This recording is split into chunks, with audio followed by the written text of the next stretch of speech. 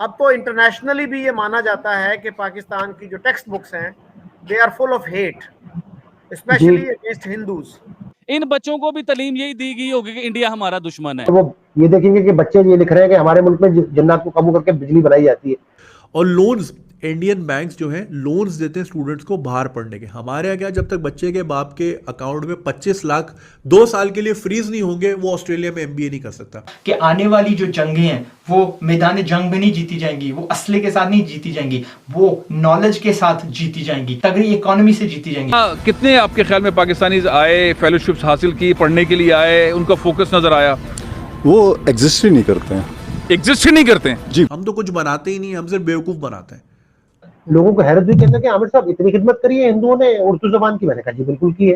पूछते हैं हमारा जो हमसाया है इंडिया, पता है इंडिया क्या है?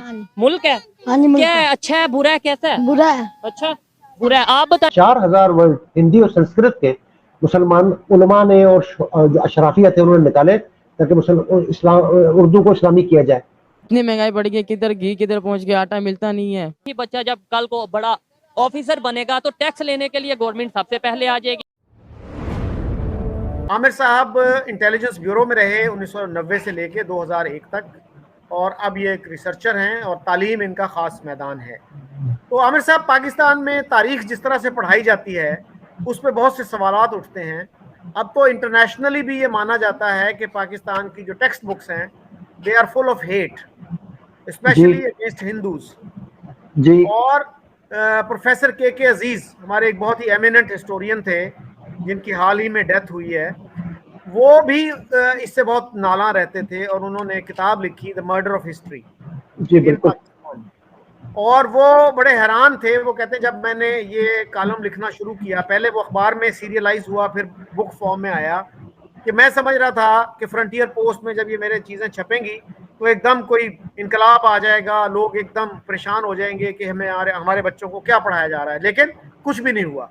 फिर वो किताब भी आ गई, कई एडिशन आ गए, लेकिन टेक्स्ट बुक्स में कोई तब्दीली, कोई सिग्निफिकेंट तब्दीली नहीं आई। तो आप कैसे देखते हैं पाकिस्तान में हिस्ट्री पढ़ाई जाती है, कैसे पढ़ाई जाती है और कैसे पढ़ाई जानी चाहिए? देखिए, हिस्ट्री इन्होंने यहाँ पे जिस तरह कंपाइल की है, मैं तो कोट करूँगा डॉक्टर मुबारक अली साहब को। उन्होंने ये बताया कि 3 लोगों ने जो कंपाइल करी हिस्ट्री, उसका जो थ्रस्ट था वो ये था anti Hindu narrative, anti Indian narrative. ये 3 लोगों ने जो कारनामा अंजाम दिया है उसमें एस.एम. इकराम साहब हैं, मोइनुल हक साहब हैं और आई.एच. कुरैशी साहब हैं। अब डॉक्टर साहब ने मुझे ये बताया, किसी और लेक्चर में बताया कि आई.एच. कुरैशी साहब ने तो एक किताब लिख दी, किसी का मकाला एज इट इज लिख दिया। अलीगढ़ के कोई प्रोफेसर थे, उनका मकाला मुगल हिस्ट्री के ऊपर उन्होंने एज इट इज बगैर एट्रीब्यूशन के ऊपर कोट करके लिख दिया, किताब में लिख दिया। और उन्होंने फिर इस तरह की हिस्ट्री जो है अयूब खान के दौर में कंपाइल होना शुरू हुई, जिसमें हिंदू को दुश्मन बनाया गया था, एक खास किस्म का नैरेटिव बिल्ड किया गया था अगेंस्ट हिंदूज। और फिर वो हिंदू से बढ़ता बढ़ता वो क्रिश्चियंस की तरफ आया, सिखों की तरफ आया, और फिर जो रही सही कसर थी फिर वो मुसलमानों के दरमियान भी आया। ये जो साइंस का हाल है पाकिस्तान में, साइंस की जो स्टडीज है, साइंस की या रिसर्च की या फिजिक्स की या मैथमेटिक्स की, उसका हाल ये है कि जिस मुल्क में 80s में एक कॉन्फ्रेंस हुई हो कि जिन्नात को काबू करके बिजली कैसे बनाई जाए, ये जन्नत का टेम्परेचर कितना है, जहन्नुम का दोज़ख का टेम्परेचर कितना है, तो मुझे आप बताएं कि आप कहाँ जा रहे हैं। आप खुद सोचिए कि कहाँ जा रहे हैं। मतलब ये तो वो सवालात हैं जिनके बारे में इस्लाम ने हमें मना किया है कि इस किस्म के सवालात ना पूछे जाए। ये आप किस किस्म की यहाँ पे कॉन्फ्रेंस करवाई हैं कि बाकायदा वो पाकिस्तान के कोई साइंटिस्ट थे बड़े, बशीरुद्दीन महमूद शायद नाम था उनका, उन्होंने ये बताया कि बाकायदा न्यूयॉर्क टाइम्स में खबर लगी 2000 की 99 की कि वो जिन्नात को काबू करके बिजली बनाना चाह रहे थे। अब आप मुझे बताइए, लाफिंग स्टॉक तो आप खुद बना रहे हैं अपने मुल्क को, बच्चों को भी आप उसी डगर पर डाल रहे हैं। आप इस तरह न करें ना।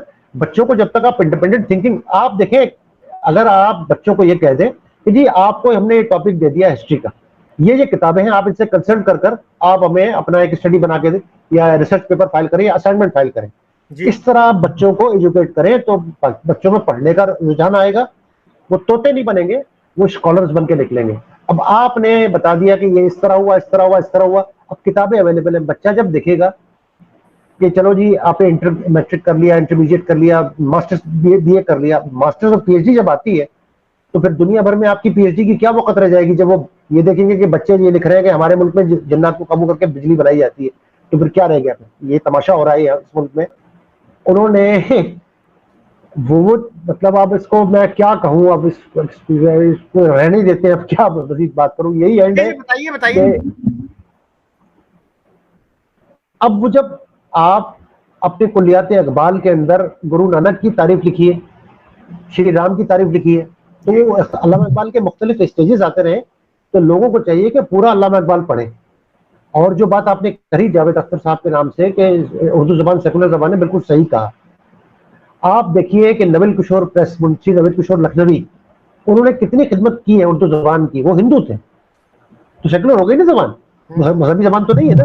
डॉक्टर तारिक रहमान साहब के मुताबिक कुल 4000 वर्ड हिंदी और संस्कृत के मुसलमान उलमा ने और जो अशराफिया थे उन्होंने निकाले ताकि इस्लाम उर्दू को इस्लामी किया जाए। ये किया है हरकत। राम बाबू सक्सेना ने पूरी हिस्ट्री लिखी है उर्दू की। उर्दू शोरा जो हिंदू थे, उर्दू शायरी के जो हिंदू शायर थे, मैं ये किताबें ऑनलाइन डाल चुका हूँ। लोगों को हैरत भी कहते कि आमिर साहब इतनी खिदमत करी है हिंदुओं ने उर्दू जबान की। मैंने कहा जी बिल्कुल की है। ये जबानों का मजहब नहीं होता, मजहब जबान लोगों की होती है, मजहब किसी का भी कुछ हो सकता है। तो जबान बोलते हैं, ये मतलब मुझे तो हैरत इस चीज के ऊपर।